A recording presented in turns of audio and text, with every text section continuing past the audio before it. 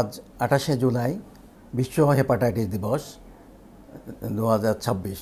প্রতি বছর এই দিনটি পালনের মূল উদ্দেশ্য হলো ভাইরাস হেপাটাইটিস, বিশেষ করে হেপাটাইটিস বি এবং সি ভাইরাসের যে সংক্রমণ থেকে মানুষকে সচেতন করা এবং এর প্রতিরোধ এবং চিকিৎসা শনাক্তকরণ এবং চিকিৎসা সম্পর্কে মানুষকে একটা পূর্ণ ধারণা দেয়া।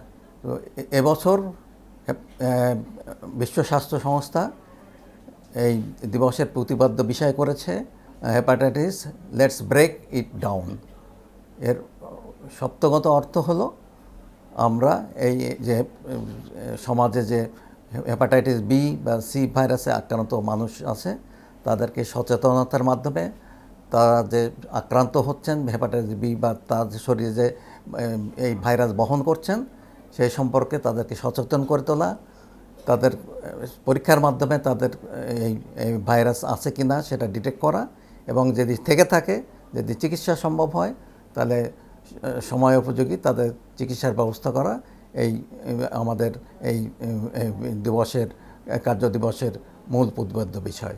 হেপাটাইটিস বি সম্পর্কে মানুষের অনেক ভুল ধারণা আছে যে এই রোগ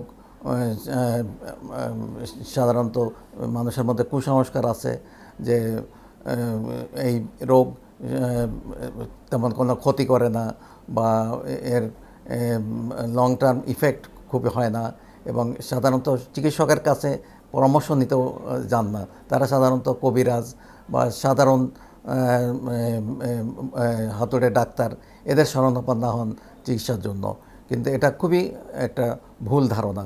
কারণ হলো যে হেপাটাইটিস বি এমনই একটা রোগ যেটা এটা দীর্ঘদিন 15-20-30 বছর ধরে শরীরের মধ্যে বহন করেন এই রোগীরা এবং তারা কেউ জানেন না যে তারা এই শরীরে এইটা প্রাণঘাতী জীবাণু তারা বহন করছেন এবং এর ফলশ্রুতিতে যেটা হয় দীর্ঘমেয়াদে এই হেপাটাইটিস বি যদি আমাদের শরীরের মধ্যে থাকে সেখান থেকে আপনার হেপাটাইটিস, সিরোসিস এবং ভবিষ্যতে অনেকের ক্ষেত্রে লিভার ক্যান্সার ডেভেলপ করতে পারে।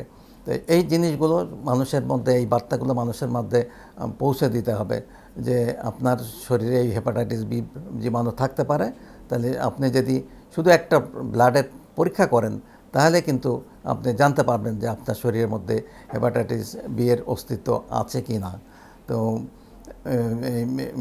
সেজন্যই আমরা সবাইকে উদ্বুদ্ধ করব, সবাইকে সচেতন করব যে আপনি অবশ্যই আপনার শরীরের মধ্যে হেপাটাইটিস বি এর অস্তিত্ব আছে কি না সেটা পরীক্ষার মাধ্যমে আপনি জেনে নিন। হেপাটাইটিস তো কয়েক ধরনের আছে, একটা hepatitis A, hepatitis B, hepatitis C এবং হেপাটাইটিস ই। এর মধ্যে হেপাটাইটিস এ এবং ই এই দুটো কিন্তু পানিবাহিত রোগ এবং এটা দিয়ে সাধারণত জন্ডিস হয় এবং এটা বেশিরভাগ ক্ষেত্রে পুরোপুরি ভালো হয়ে যায় এবং হেপাটাইটিসের জন্য ভালো ভ্যাকসিনও আছে। সেজন্য আর হেপাটাইটিস এটা সাধারণত বাচ্চাদের হয়, তো সেজন্য ভ্যাকসিন দিলে কিন্তু হেপাটাইটিস বি থেকে আমরা মুক্তিও পাই। কিন্তু যে দুটো ভাইরাস নিয়ে আমরা সবচেয়ে বেশি চিন্তিত বা আমাদের সমাজের বা রাষ্ট্রের বলেন বা সমাজের বলেন বা বিশ্ব সমষ্টি বলেন, সেই দুটো ভাইরাস হলো হেপাটাইটিস বি এবং সি। এদেরকে আমরা বলি নীরব ঘাতক, কারণ সারা বিশ্বে প্রায় 35 থেকে 40 কোটি মানুষ কিন্তু এই ভাইরাস দিয়ে আক্রান্ত বা তারা শরীরে এই বি বা সি ভাইরাসের জীবাণু বহন করছেন। তো সেই জন্য এই ভাইরাসটা আমাদের জানা এবং এর যে পরিণতি, যে আমরা আগেই বললাম যে এখান থেকে লিভার সিরোসিস, লিভার ক্যান্সার থেকে শুরু করে বিভিন্ন রকমের জটিলতা সৃষ্টি হতে পারে।